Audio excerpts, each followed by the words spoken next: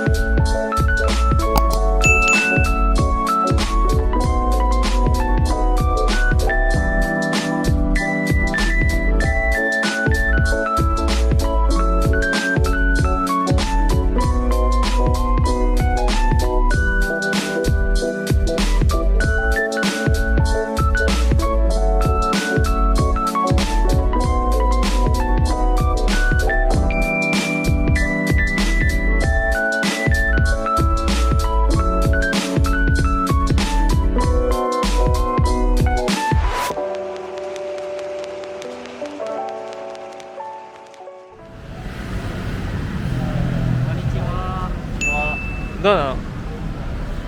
気持ち的にはインドネシア語でいいよ。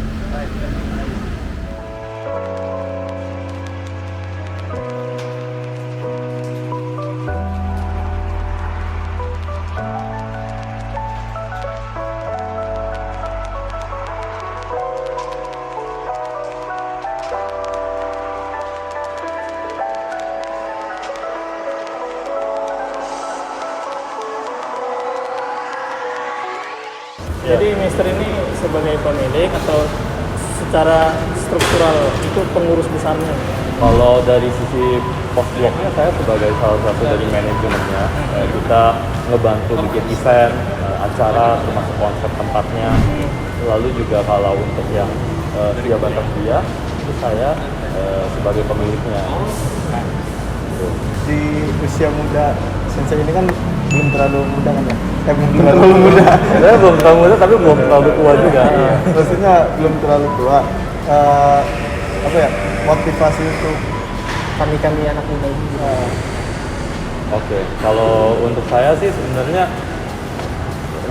saya umur 35. Saya umur 35. Jadi kalau udah seumur saya udah ada keluarga di rumah, udah mesti bayar gaji pegawai, bayar THR, bayar BPJS, bayar listrik, bayar PAM, bayar pulsa, berarti kan mesti dibayar nih. Kalau udah mesti dibayar mau nggak mau mesti kerja. Segampang itu buat saya. Cuma memang apa yang bikin kita bangun pagi semangat mau kerja sama apa yang bikin kita aduh hari ini kerja lagi, males deh gua, ya kan, itu yang ngebedain itu. Jadi kalau kita ngerjain apa yang kita ada motivasi, apa yang kita suka, apapun itu ya, itu pasti akan semangat kerjanya beda sih, dan pasti di hasil kerjanya beda, itu udah pasti banget. Ini bisa untuk awal mula kepikiran Bapak untuk memulai bisnis kayak gini tuh awalnya dari kalau mulainya sih bisa dibilang waktu di Jepang ya. Waktu Jepang kita ngelihat banyak gedung yang udah tua banget ratusan tahun tapi terjaga dengan bagus. Kita ngelihat budaya-budaya misalnya kayak contoh kayak kamera-kamera lamanya mereka ya kan, mainan-mainan itu terawat dengan bagus dan bisa jadi objek wisata. Sementara di Indonesia saya lihat budaya itu banyak sekali kaya banget ya kan, tapi perawatannya sama bagaimana cara menjadikan si budaya ini sebagai sebuah aset untuk pariwisata itu yang masih sangat kurang gitu. Jadi waktu balik kemari ngelihat lah ada tempat-tempat kayak begini yang belum terlalu dijalankan, sayang. Jadi ketemulah teman-teman yang akhirnya yuk kita coba untuk ngidupin lagi tempat-tempat luas seperti ini gitu. Berarti itu kalau di Jepang cuma untuk baru sempat berpikiran aja ya? Iya. Belum mencoba untuk membuka ininya. Setelah pulang ke Indonesia baru kita coba. Karena memang sih banyak hal yang kita di sono dapat ide, dapat istilahnya dapat pencerahan lah ya. Tapi waktu kita balik kemarin kan belum tentu semua yang kita lihat di sana itu dipakai. Dan apa yang kita mau kerjain di sini sesuai dengan apa yang kita pelajari atau kita trainingin di sana. Karena mungkin perbedaan teknologi, perbedaan pasar, perbedaan kebutuhan banyak banget. Jadi memang semua tuh mesti matching lah ya. Sebenarnya kan nyari job, nyari usaha itu kan nyari pacar sebenarnya. Sama banget. Ya kan? Lu suka sama putri Indonesia, belum tentu putri Indonesia suka sama lu. Tapi bukan berarti dia nggak bisa suka sama lu. Ya kan? Ada lah cara-caranya bagaimana yang kita mesti rajin, ada usaha di situ, itu sih. Jadi nggak ada yang nggak mungkin, Semua itu harus berusaha dengan sungguh-sungguh sih. Betul. Oke, Mister nih, awal berdirinya itu dari komunitas atau dari ide pribadi? Dari komunitas. Karena memang itu dari pasar ya, karena ada permintaan pasar, kita coba jalankan. Jadi itu sih yang tadi maksud saya dengan apa yang kita mau kerjain, itu mesti kita survei dulu nih.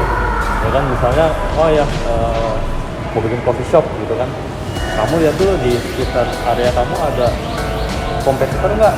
Ya kan, tiba-tiba misalnya di kampung, ya kan, misalnya di Indramayu, kamu mau bikin coffee shop gitu. Terus tapi di sekitar kamu udah ada Jati Jiwa, udah ada kopi kenangan, udah ada kopi-kopi yang lain, kan susah. Gambling.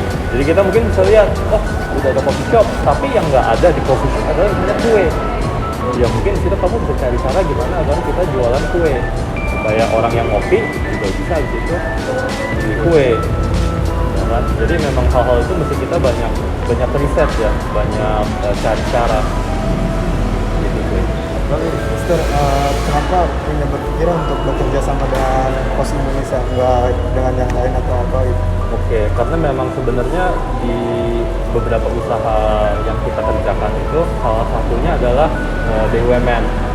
Jadi BUMN misalnya kayak Peruri atau dalam kasus ini adalah Pos Indonesia ya. Jadi Pos Indonesia memang punya banyak tempat, mereka mau kembangin jadi sebuah pusat budaya pariwisata.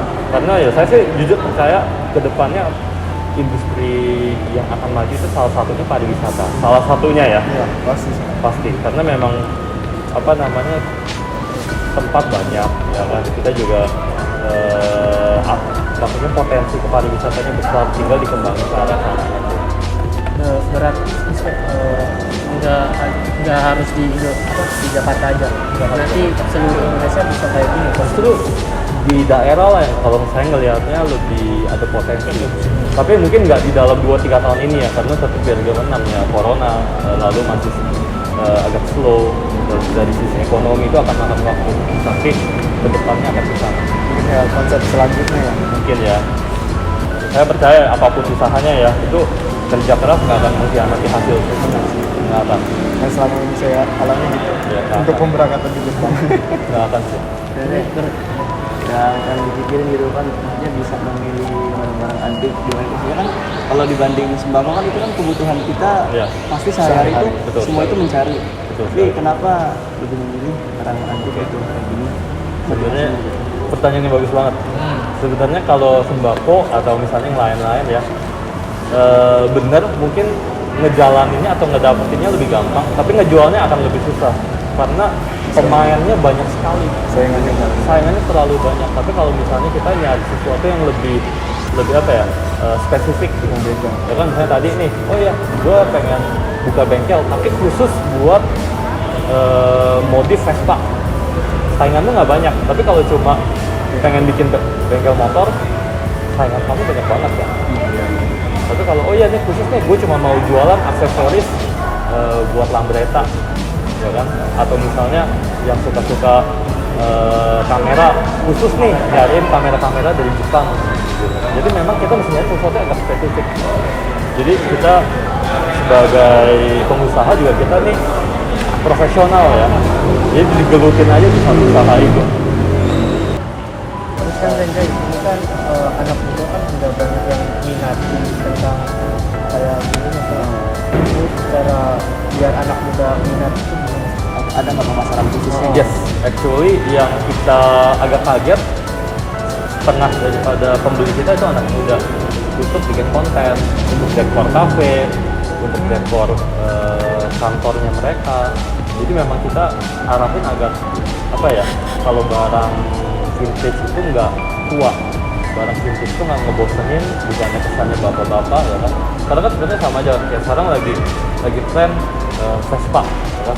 Vespa jadul, atau misalnya lagi ngetren piringan hitam, itu kan sebenarnya barang jadul kan. Iya. Tapi kan bisa jadi tren, karena kenapa? Karena ada yang memasarkan itu sebagai barang yang tren, kekinian.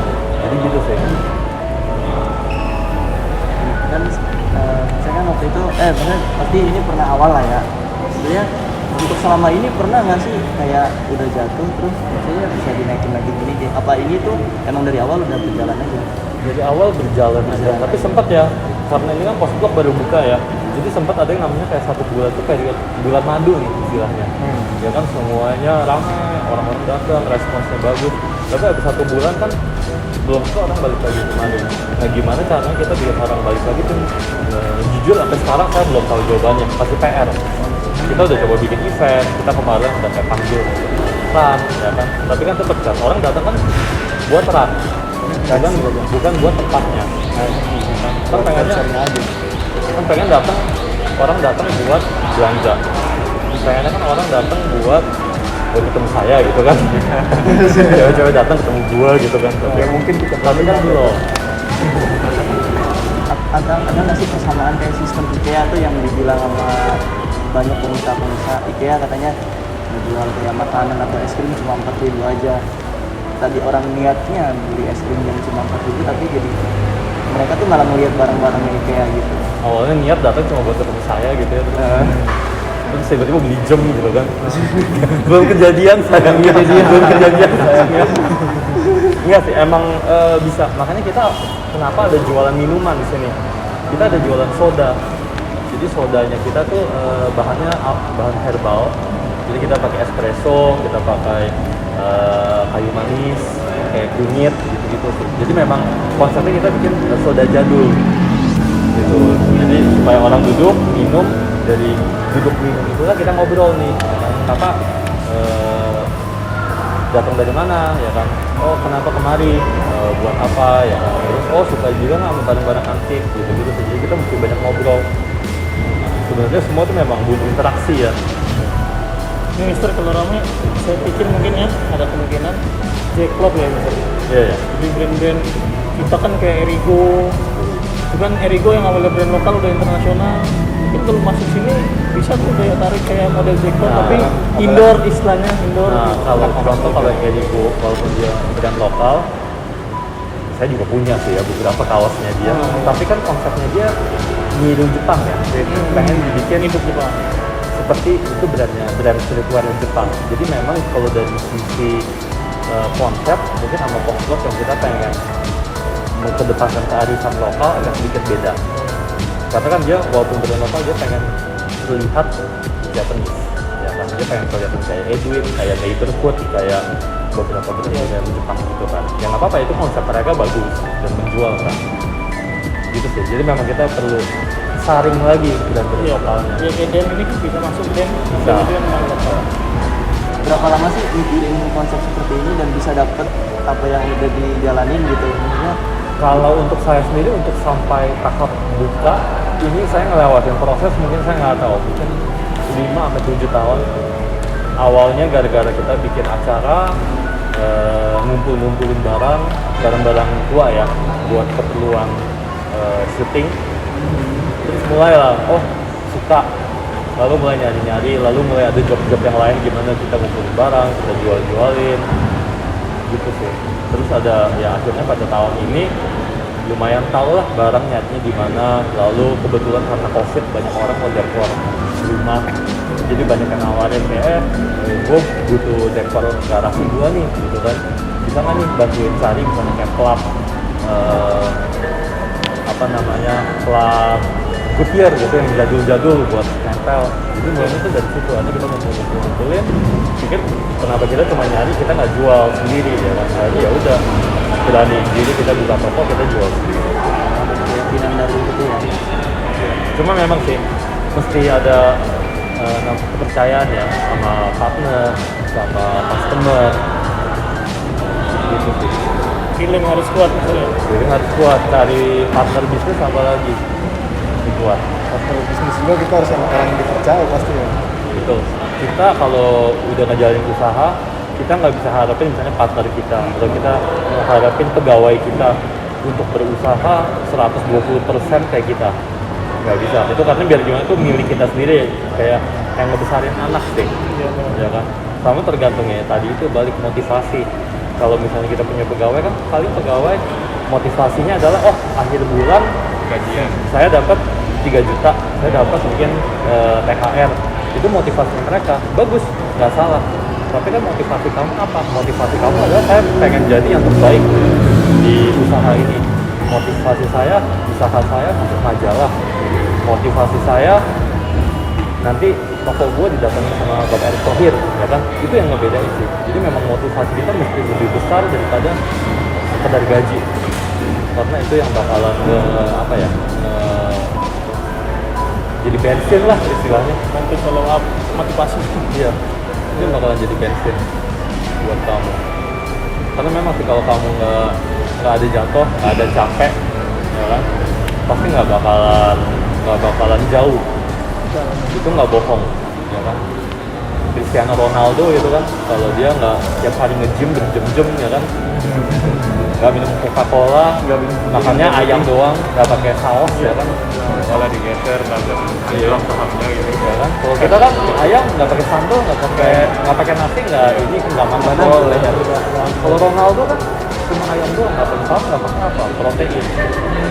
Jadi itu sih, makanya mesti ada pengorbanan intinya. Pengorbanan sih. Jadi kalau misalnya teman-teman kalian lagi weekend, main game ya kan, lu enggak, gue nggak mau main game, gue mau nyari gawe gitu kan. Jadi itu sih yang bakalan ngebedain banget pengorbanan. 先生、今日はね、今回のインタビューは皆さんたちにいろんなことを教えてくれてありがとうございます。